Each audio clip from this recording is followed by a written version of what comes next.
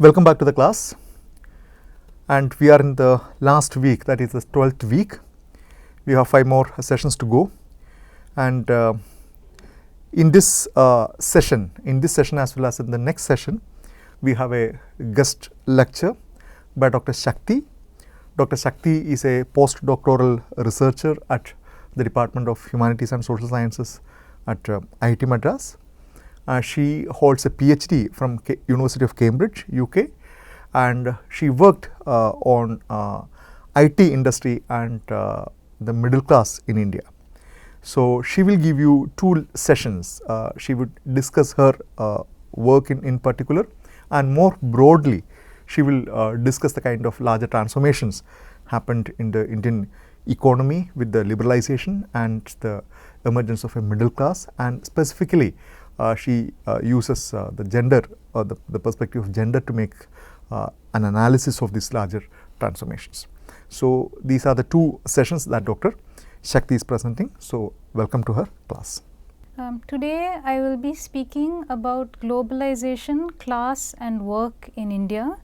In this lecture I want to talk to you about the impact of globalization on the shaping of class identities in India. Now, if you look at the term class or class identities, it's a very broad topic, right? So, it would be impossible within the scope of this lecture to address every aspect of class and how it intersects with globalization. And so, what I want to specifically talk to you about is middle class identities and their relationship with globalization in an Indian context. And this is really especially following the liberalization of the Indian economy in the early 1990s. And over the course of this lecture, we will unpack terms such as liberalization and also middle class. What does it mean to be middle class? How do we define it? These are some of the terms that we will discuss. And the impact of globalization in India has been studied extensively from multiple angles. Ranging from culture to politics and its embeddedness within class dynamics, gender dynamics, caste dynamics and so on. For the purpose of this lecture, we will focus specifically on the arena of work and how work identities in India both shape and have been shaped by globalization. So, we want to understand the synergy between them. And specifically, how do these link to the new forms of work that have emerged in the last 30 years or so, specifically work in the Indian information technology industry. And really, as I said, what I want to focus on is the specific sector and how middle class identities and globalization intersect with it. And I hope that what this lecture will achieve is giving you some context to think through some of the theories you have learned over the course of this the last few weeks, and be able to apply them empirically. When we say empirically, we mean with data, with actual field studies and field research, which will give you a better understanding of how these theories can actually be applied. So, just to give you a short summary of what this lecture will be about, it's structured in roughly 3 parts. The first one is about LPG or liberalization, privatization and globalization, and we are going to discuss each of these terms, and the opening of the Indian economy. As I said, this was something that happened in the early 90s in 1991. This is not to say that there wasn't an opening up in various ways of the economy before 1991, but nevertheless that particular time was quite momentous in the history of the modern Indian Republic and how it shaped the economy and society more generally. So, we will focus on that to begin with. This will be followed by a discussion of what some scholars have called the new middle class. So, how can we even begin to define what is a new middle class? What do we mean by new? And there are multiple ways to define the middle class, but we are going to focus on the work of some scholars who have specifically tied it to globalization. and we want to understand the significance of the middle class in the social and political life of the modern Indian nation. Now, the third part of this lecture is going to look at where the IT industry comes into this. How can we look at the industry through the intersecting frameworks of globalization and class, right. So, this is drawing from both my own research on the Indian IT industry and the work of several other scholars, and showing the strong linkages that the industry has to these other aspects. The reference material we are using for this lecture, the quotes that you will be seeing are primarily from these 3 books and reports. The first one is Reinventing India, Liberalization, Hindu Nationalism and Popular Democracy by Stuart Corbridge and John Harris. It's quite a modern classic in South Asian studies on study of the Indian political economy.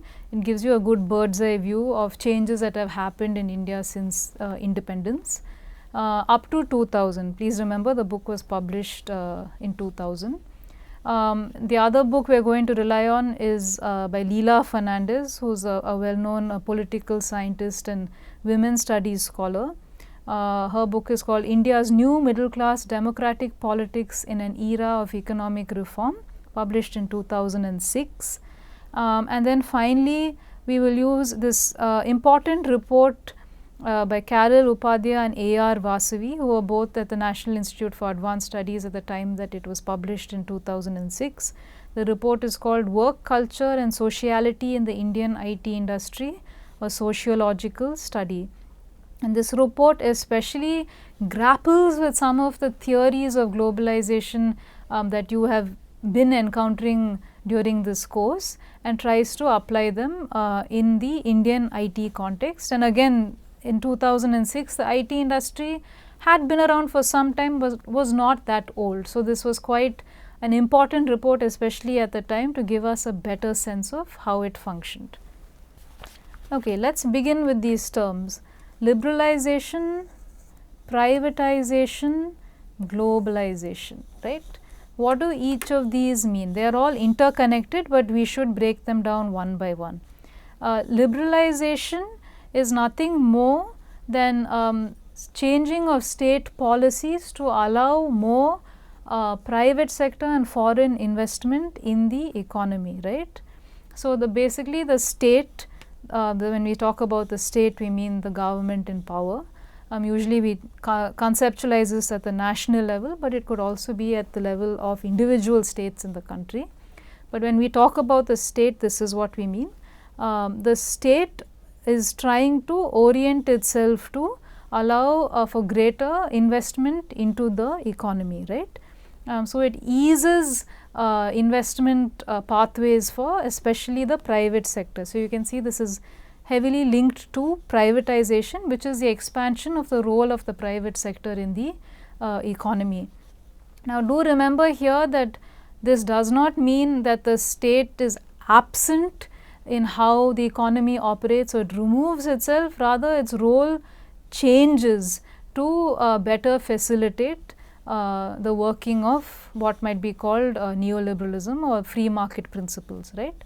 So, as I said, privatization is closely tied to this, and privatization again refers also to greater private sector presence in areas such as healthcare or education, which normally we would associate with the social welfare policies or something that the state is meant to provide. So, you will see a greater role played by the private sector even in these spheres.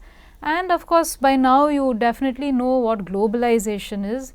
I think you have thought about it quite a lot during this course, but in this specific context, in the context of the Indian economy, globalization is simply a greater integration of the Indian economy into the global market, right. Now, again, this does not mean that the Indian economy was completely isolated from the global market before the economic reforms of 1991, and we will discuss this a bit more. But nevertheless, that period of time represents a significant acceleration in these processes. So do keep that in mind. Here we have a quote from Corbridge and Harris. I'm going to read it out. It is always dangerous to venture judgments on the significance of contemporary events, but there is a strong case for believing that the economy of India was reshaped, if not entirely reinvented, by the program of economic reforms that was put into place by Prime Minister Narasimha Rao, this was in 1991, and by his finance minister Manmohan Singh. Okay, so they are essentially saying, and again this book was published just after the 90s, so they are saying it's difficult really to comment on how important something is when you're kind of still living through it and its immediate aftermath, but nevertheless we can definitely say that what happened in 1991, the reforms of 1991 to respond to economic crisis in the country were a massive upheaval, not just economically but in several other ways. As they say, it perhaps reinvented what really the country is today, right? So I think we can't sort of overemphasize this point. The reforms of 1991 refer to a broad array of changes to the economy. This was both because of a growing fiscal deficit at the time, various financial factors, some of them due to mismanagement by previous governments, and also to external factors such as the Gulf War, because this started to affect oil prices as well as remittances from Indians who were living in those countries and working there at the time. So actually what this tells us is that the causes of the economic crisis, such as the Gulf War that led to the reforms, can themselves be analyzed through the lens of globalization, right? And this, I think, underlines a point that it's not that India was isolated before 1991. The country was very much involved in different forms of globalization, what, as you learned, Appadurai has called scapes, right? Very much a part of these flows of people, of money, of ideas and so on, which had their own local interpretations, situated interpretations, but still, as I've already said, this was a sort of watershed moment for the economy and the country more generally, the reforms of 1991. Now going back to Corbridge and Harris, they continue to say, and they are sort of explaining what the changes were that were actually brought in 1991. The new government immediately sought a standby loan from the International Monetary Fund, that's the IMF, and devalued the rupee. These actions were followed by Manmohan Singh's first budget, which laid out what was, in the Indian context, a radical strategy for stabilizing the economy and reducing the budget deficit, and by policies which promised structural adjustment, right? So famously, at the time that the reforms were pushed through, India just had 2 weeks worth of reserves for imports. The economy was in serious trouble, and so you see these sort of emergency measures that were put into place, devaluing the rupee, for example, and taking the standby loan. And this was followed, the short-term measures were followed by a much broader reform, a structural adjustment, right, which was brought into place, and as we've looked at already, very much pushed the idea of LPG. And this is underlined by the principle of what we call neoliberalism, or that the state sort of believes in the power of the private sector and of free markets, right. Now, it should be kept in mind that the economic reforms were not the only massive change in India in the 90s. This period has been perhaps defined by what's called Mandal Mandir market, tremendous social, political and economic changes in that decade, right. So I think market we have already discussed. We know that we are referring here to the 1991 reforms. Mandal refers to the Mandal Commission report, which basically said that there should be caste-based reservations for other backward castes or OBCs in public sector employment across the country. Do keep in mind that some states already had this reservation before 1990, but this report called for national level implementation, which the government said it would implement, the government at that time, and this led to massive protests and violence, and so it was something that continues to frame the language of caste and caste-based reservation in India today, and it had a deep impact on national politics. And of course, a third thing is Mandir, referring to the demolition of the Babri Masjid and the calls for the construction of the Ayodhya, of the Ram temple in Ayodhya. And this also very much framed the national discourse at a time when Hindu right-wing parties were also gaining momentum. This is really when they first started seeing a rise in national popularity, right? Now these things, Mandal and Mandir, are beyond the scope of this lecture. I have just highlighted them to situate what we are talking about in a period of general change, in a period of significant shifts throughout the country at the time. Okay, I hope at this point you have some context for what was going on in the period of the early 90s, which is often associated with the real large scale advent of globalization as we know it today in India. I hope up to this point this is clear. And do keep this in the back of your mind as we progress through this lecture, because the sort of structural context is always very important when we are discussing any theme, right.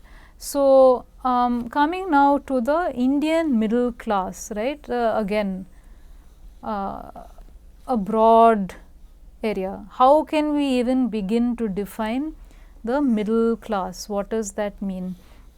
Now, just like with the economic reforms of 1991, the middle class as we know it today did not just emerge into being in 1991. There is a long history, as with most things, that we need to be aware of. The economy had already started opening up in the 80s especially, and as Cobridge and Harris have highlighted, for example, there was an increase in consumption. They note that the number of television sets in India in the 1980s rose from 2 million to 30 million. The production of cars grew nearly 5 times, refrigerators 4 times, and so on, right. So, do keep this in mind that there is a longer history here. But nevertheless, just as with the opening of the economy and how there was this massive expansion, similarly the middle class and class identities more generally took on a different meaning with the economic reforms of 1991. And this sort of leads us to back to the question of how do we begin to define the middle class, right? How do we even begin to say this is what we mean by the middle class? Now, there is often not a complete consensus on this among social scientists. It's generally agreed upon that income based classifications alone do not capture this group's complexity. This means how much income they get, how much they spend, consumption patterns. Simply looking at financial aspects is not enough to capture what it means to be middle class in India. This is because there are several other factors that can and do shape class identity. These are education, employment, access to social networks. Fluency in English is a big one in India. Again, this goes back to the colonial period, in fact, when there was a concerted effort to create a sort of class of people who could run administrative policies and things like that. An Indian group of people the British wanted to institute in India, and this continues today. Certain consumer practices, not how much someone spends, but how they spend, what they spend on. Forms of political participation, how do members of this group engage with the state, how do they assert or demand political rights, and so on, right. So there are various aspects here, and really if you look at these, if we apply the idea of various types of capital, and perhaps the French sociologist Pierre Bourdieu is best known for discussing this, the ideas of social and cultural capital, and not just economic capital, not just how much money you have or economic capital, but something like access to social networks is sort of an example of a type of social capital. Something like fluency in English is very much a form of cultural capital, right. So how does access to these other types of capital also shape the formation, or really the definition of the middle class in India? So there is quite a lot of debate on this. Now because there is so much debate, we need to come to this question of how to define the new middle class in the context of globalization. Does globalization give us a different way of conceptualizing this group, right? And again, keep in mind here that we could even say that there is no one middle class. There are many middle classes. There could be an urban middle class or a rural middle class, for example. And just because there is it's such a rich area to study, you have very exciting scholarship in this area going back to the 90s. Just to give you an example, even in the very narrower frame of just say gender and middle class identities, you have scholarship by people like Purnima Mankekar, who's written on how television viewership changed in the 90s with the arrival of lots of different types of programs catering specifically to the middle class, and how this shaped class formation and class identities. Meenakshi Tapan has written on the advent of magazines like Femina and what this meant for the creation of a certain type of womanhood, especially middle class womanhood. Henrika Donner has written about marriage and childbirth practices in Kolkata, and how women especially practice ways of maintaining or reinforcing their middle class status, right. So it's a very rich area to study. In this context, I want to focus on the work of Leela Fernandez, and I've already mentioned her book to you. Now the 1990s, as I've already said, represented a real period of change. With the opening up of the economy, you started to also get jobs that offered higher salaries, as well as more goods that could be purchased and consumed, right. So this really did have an impact, especially on middle class identity. And what Leela Fernandez especially argues is that there is a new middle class that has emerged as a result of globalization. This group includes both members of the traditional middle class and newer entrants. What distinguishes it is the change brought about by liberalization. So this is a very important point, and we'll get to what her central argument is, but what she is essentially trying to say is that what defines the new middle class is their relationship to liberalization and the opening up of the economy. So this group is not just people who acquired middle class status because of globalization, that is the newer entrants, and it also includes members of the traditional middle class, by which she means people who might have been middle class before the economic reforms. What she says is that their relationship to globalization and to the new forms of work specifically brought in by globalization has shaped their identity as the new middle class. She says this is a very political formation, and it defines how this new middle class relates to the state, right. So it's a very interesting argument. So to continue, what Leela Fernandez says is, my central argument is that the rise of the new Indian middle class represents the political construction of a social group that operates as a proponent of economic liberalization. This middle class is not new in terms of its structural or social basis, very important. In other words, its newness does not refer to upwardly mobile segments of the population entering the middle class, which I have already said. It is not just people who have newly entered this group as a result of globalization. Rather, its newness refers to a process of production of a distinctive social and political identity that represents and lays claim to the benefits of liberalization, right. This is extremely important. Its newness refers to a process of production of a distinctive social and political identity.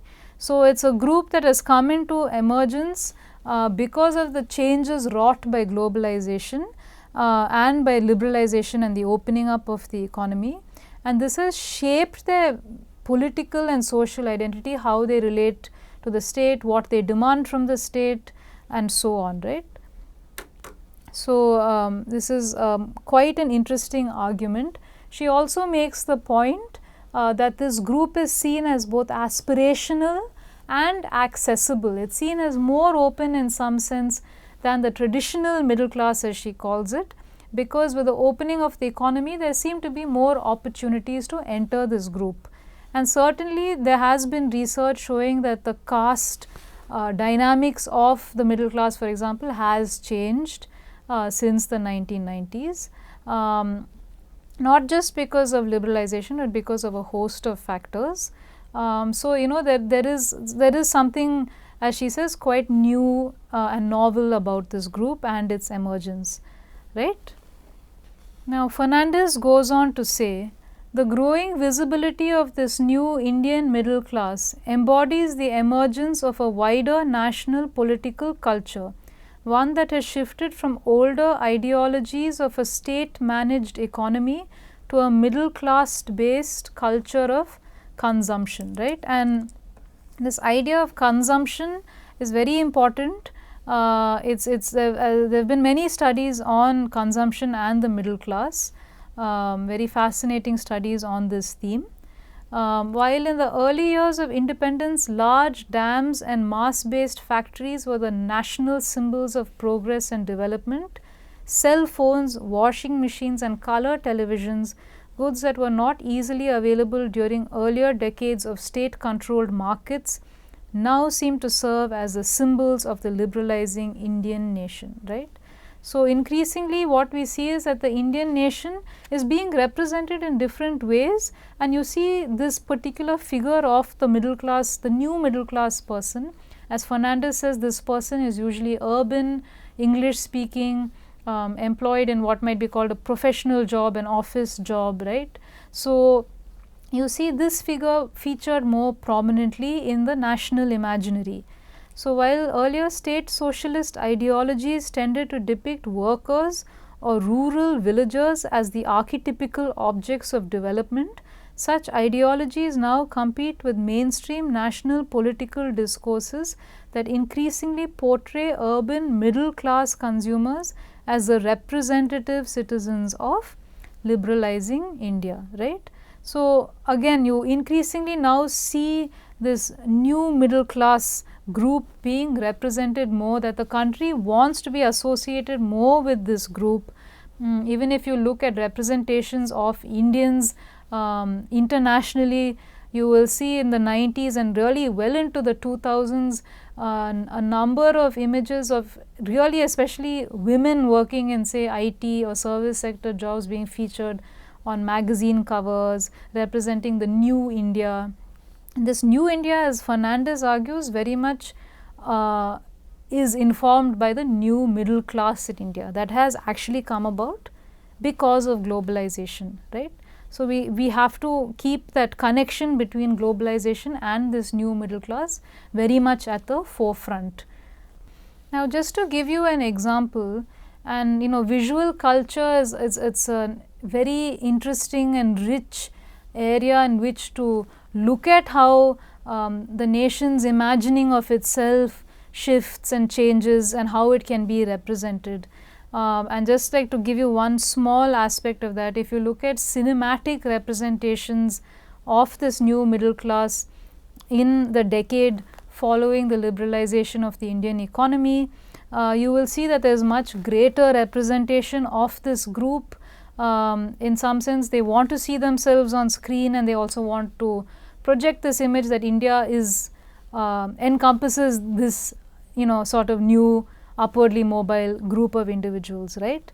And this is again something to keep in mind, that we often associate globalization with economic processes, but as you've, I'm sure, learnt in this course, it's much more than that. It's also cultural and social and political and so on. So the realm of of popular culture really gives you a good sense of how these processes might work. I've taken just 2 films here. The one on the right is Dilwale Dulhania Le Jayenge, a Hindi movie released in 1995, part of the Yash Raj group of films that was really very much at the forefront of representing the sort of new middle class identity. The one on the left is Monsoon Wedding, an English film released in 2001, meant really also for an international audience. And the sort of themes that are explored, you see this, the Indian person who is now hypermobile, who is traveling freely across countries, the sort of tremendous mobility it's a very important aspect of this new middle class. And also their concerns, their views, these are now increasingly represented, and they give us a good sense of the sort of ideologies of this group. I'm going to stop here, and I will continue with this with the second part of this lecture after this. Thank you.